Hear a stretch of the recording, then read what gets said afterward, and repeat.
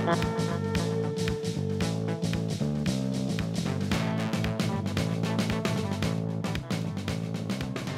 name is Dr. Timothy Sharp. I'm Chief Happiness Officer of the Happiness Institute and an Adjunct Professor here at the UTS Business School. My primary areas of research and scholarly interest are applications of positive psychology, particularly in the workplace, but also in life more generally, in relationships, in schools, and in a whole range of other settings as well. Currently, some of my research is focused on happiness in the workplace, or what's more technically referred to as positive organisational scholarship. Some of the specific issues we're looking at are leadership and resilience. Resilience is a particular topic of interest for various reasons at the moment, but also these things touch on team building, building hope and optimism within organisations, and particularly utilising strengths, helping people identify what they're really good at and how they can use more of that in their workplace and in their lives more generally. My main area of research interest is really around application of positive psychology principles within organisations and institutions. So technically that's sometimes referred to as positive organisational scholarship, and that involves things like leadership, building resilience, hope and optimism within the workplace, as well as helping individuals and teams more fully identify and utilise their strengths, what they're really good at and how they can use that more often. Well, the thing that I'm probably most excited about at the moment within the positive organisational scholarship area that I'm working in is what I've come to call the primacy of positivity. Now what that means is that if we can create positivity first, I believe we can actually get much better results. A lot of people don't do that. In many areas of life we tend to see happiness or positivity as something that will come after we've achieved something. So when we've achieved our goals, when we're richer, we've got a better job, we've got a bigger house, when we're better looking, then we think everything will be fine and we'll be happy. But what can happen then is that we can fall into the trap of what I've come to call the tyranny of when. I'll be happy when.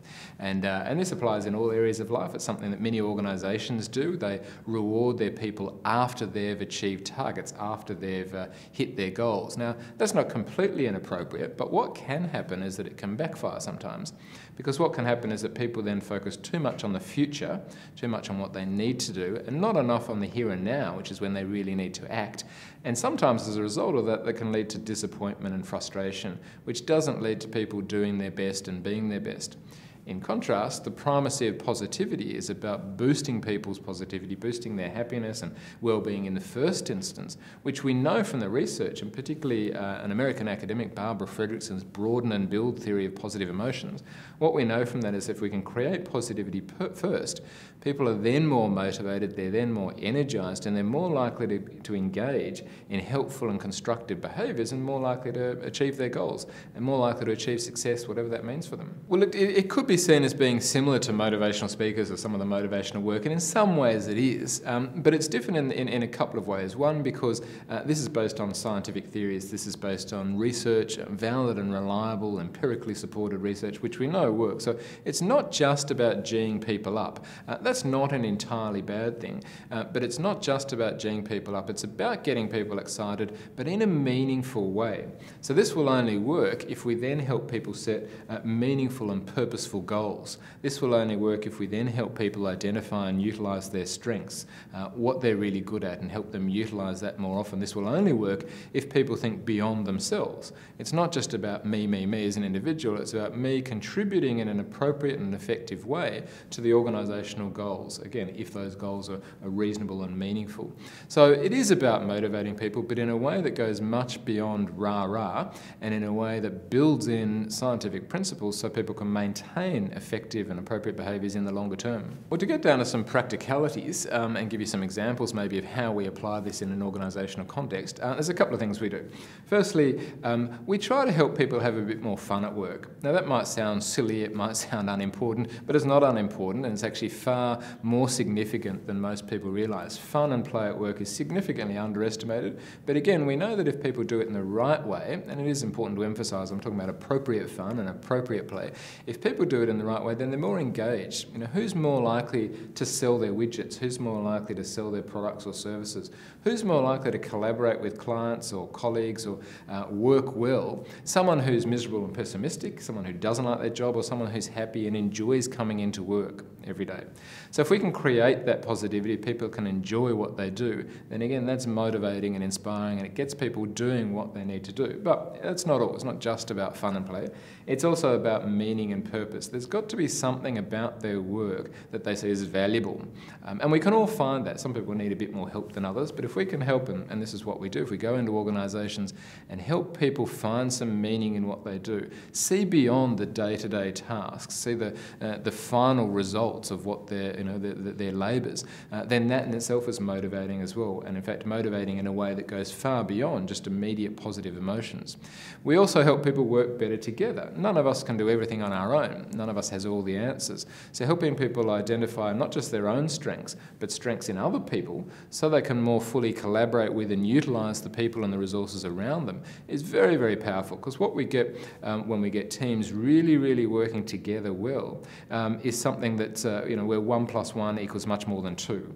If we can get a team of a group of people who fully understand and fully utilise each other's strengths, what everyone is really, really good at, then that's when you get a fantastic result, because people are contributing far beyond what they could purely on their own or as a group of individuals. This is what you see in the greatest sporting teams, for example, a group of people who can achieve much more than any group of individuals. So it's about building on strengths and creating a language around positive strengths. It's about collaboration, helping people understand that it's not just about individuals, and helping people find meaning and purpose in a fun way. We know that people are more likely to do things if they're having fun. It really is that simple, but it's not necessarily that easy to do in practice, so sometimes people need a bit of help to apply it. So I'm often asked by people, not surprisingly, how can I be happier? And it's not an easy question to answer. If I had my way, I'd probably need an hour or a couple of hours to explain it. But quite simply, there are, at the Happiness Institute, we have 6 quick tips that people can use to boost happiness in their lives. First of all, clarifying your purpose and direction in life. It's important to have meaningful goals. That's the first. If we don't know where we're going, if we don't know what happiness and a good life looks like, then it's very hard to know what to do. Secondly, it's hard to do what you need to do if you're sick and tired all the time. So we need to look after our health. We need to exercise, eat a reasonable diet, and get good sleep and rest. I know that sounds pretty boring, but it's very important. That's where we get the energy that we need to do what we need to do to be happy and successful. So clarify your life purpose and direction, live a healthy life, boost your optimism and hope. If there's one thing that differentiates happy and successful people from others, it's that they think about the world differently. It's not that they don't face problems, they do, but they face those problems in a more optimistic way. And I'm not just talking about positive thinking, I'm talking about looking for positives, but also facing up to the cold, hard realities in a constructive way. So it's about looking for solutions, not just getting bogged down in problems. It's also important to recognise that real happiness, real authentic happiness, is not just about me, me, me. It's about all the other people in my life. So building positive relationships is vitally important. Happiness isn't just about feeling good, it's about doing good. The happiest people in the world have both more and better quality relationships. The happiest people in the world also are better at identifying and utilising their strengths. So they don't just ask what's wrong with me and how can I fix it. They also ask what's right with me and how can I utilise that more in every aspect of my life. And this is a question that too many of us don't even ask. But it's a very important question, because if we can utilise, if we can build on our strengths, those things that we're naturally really good at, then the benefits are enormous. And then finally, the 6th tip is probably about enjoying the moment. It's important to have fun. There's really only one moment in our lives in which we can ever really be happy, and that's the here and now. So the happiest people tend to be better at living in the moment and enjoying the moment. And that partly involves practicing appreciation and gratitude, focusing more on what we have and less on what we don't have.